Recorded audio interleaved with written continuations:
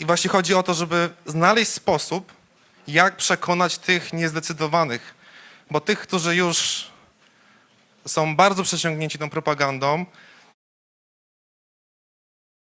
and you feel like you've done something wrong. It's inhumane what they're doing. Like you are so small.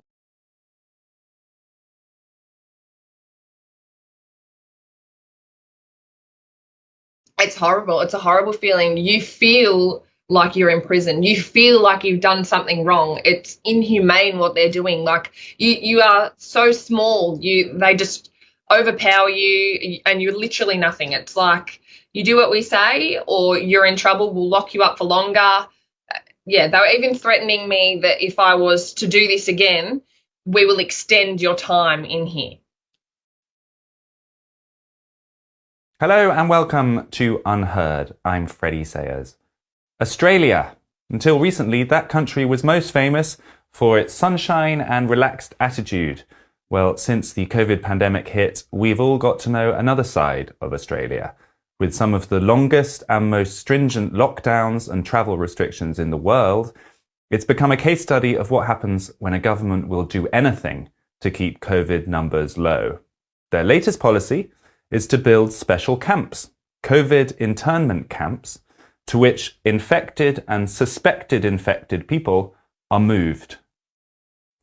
The biggest of these camps is called Howard Springs. It houses up to 2,000 inmates, surrounded by tall fences and carefully policed against attempts to escape. It's been described as the gold standard of such camps and is being replicated across Australia.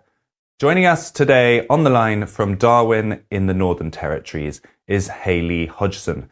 She has just returned from a 14-day, let's say, stay at Howard Springs, and she's agreed to tell us all about it. Hi, Hayley.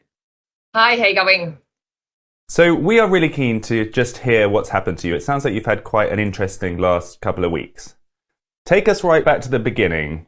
How did this all start? Okay, so how it all started was a friend of mine went to work and got tested for COVID. He had a little bit of a cold. He tested positive.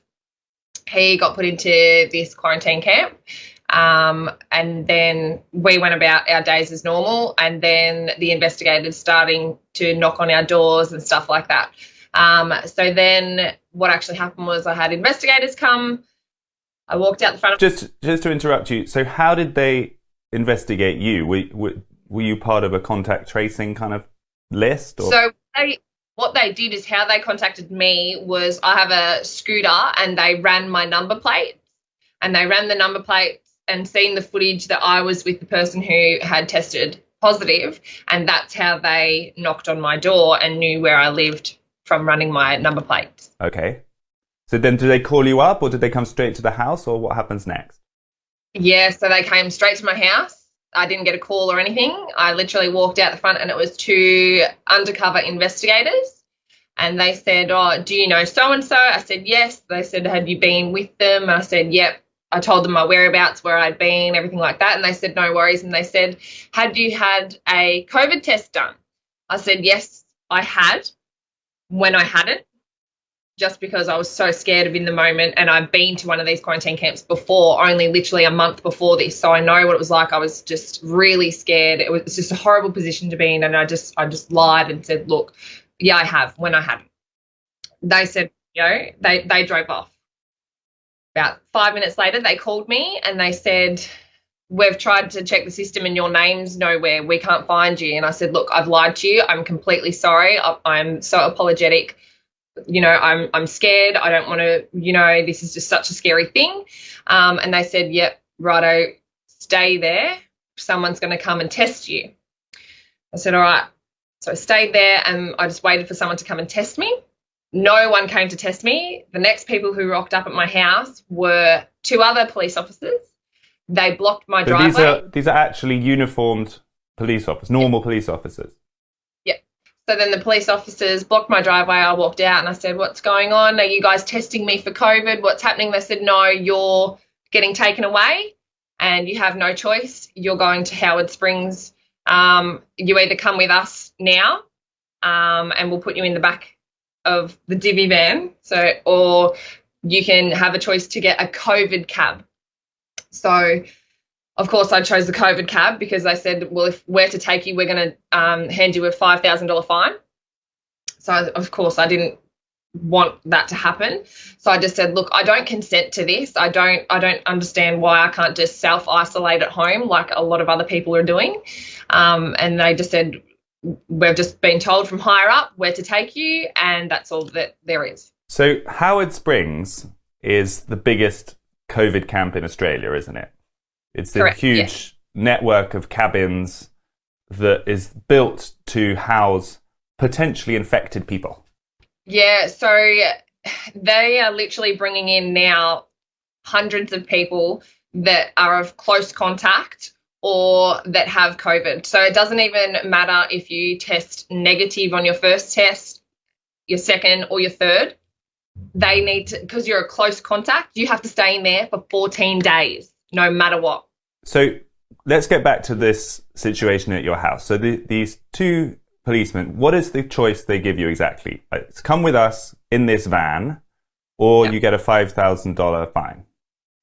Yeah, so it's, you come with us, we take you there, and you're given a $5,000 fine, or we will call a COVID cab, and we will not fine you. So it's pretty much you have to consent, otherwise you're getting a $5,000 fine. Okay, so then some hours later, the COVID cab arrives. Yeah, it was probably the policeman stayed at my driveway until this cab came. They said, can you please go pack a bag?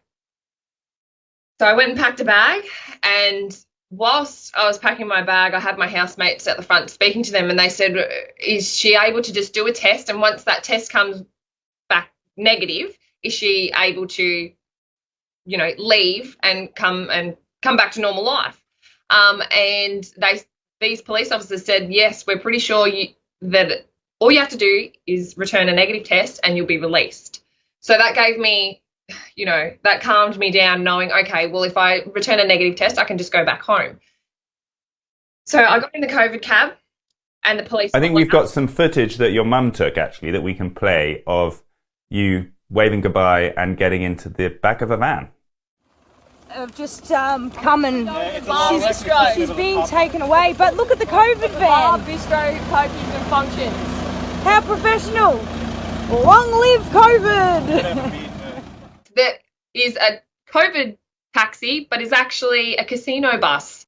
So driving there, and then the police escorted me in, and then I never seen them police again. They left. They weren't allowed into the facility. So then new police came and they were in charge. Obviously, I was very distressed. I was crying. I was saying, this isn't fair. You know, it was just horrible to go through. And I stood there and I just said, can I please have a test now? Because I need these test results back, as I will be negative. And I later on, I was negative. The whole time I was there, I was negative. And I said, once these go negative, am I allowed to leave? And she said, no, you're here for the 14 days. So the first time you found out that you were there for 14 days was when you arrived? Australijka relacjonuje pobyt w obozie COVIDOWYM, to nieludzkie, co oni robią z człowiekiem. To okropne uczucie. Czujesz się jak w więzieniu. Czujesz się, jakbyś zrobił coś złego, to nieludzkie, co oni robią. Jesteś tak mały, po prostu cię obezwładniają. Jesteś niczym. To jest coś takiego, robisz, co każemy, albo będziesz miał kłopoty. Zamkniemy cię na dłużej. Nawet mi grozili, że jeśli znowu to zrobię, to wydłużą mi pobyt, mówi Hayley Hodgson. Lockdown w Australii. Wybudujmy obozy. Witam w Unheard. Jestem Freddie Sayers. Jeśli chodzi o Australię, to do niedawna ten kraj słynął głównie ze słońca oraz wyluzowanego podejścia. Cóż, od czasu uderzenia pandemii COVID poznaliśmy nowe oblicze Australii. Ze względu na najdłuższe i najbardziej rygorystyczne lockdowny, a także restrykcje, które dotyczą podróżowania, Australia stała się książkowym przykładem tego, co się dzieje, gdy rząd zrobi wszystko, by ograniczyć statystyki covidowe. Australia była krajem demokratycznym i staje się krajem totalitarnym. Ich ostatnia polityka obejmuje budowę specjalnych obozów internowania covidowego, do których przenosi się ludzi zakażonych lub podejrzanych o zakażenie. Największy z tych obozów nazywa się Howard Springs. Mieści do 2000 więźniów. Jest otoczony wysokimi płotami i pilnie strzeżony na wypadek prób ucieczki. Został opisany jako złoty standard takich obozów i na jego wzór buduje się obozy w całej Australii. Tak to wygląda w Australii, czyli w kraju, który jak dotąd wiele osób postrzegało jako bardzo demokratyczne państwo.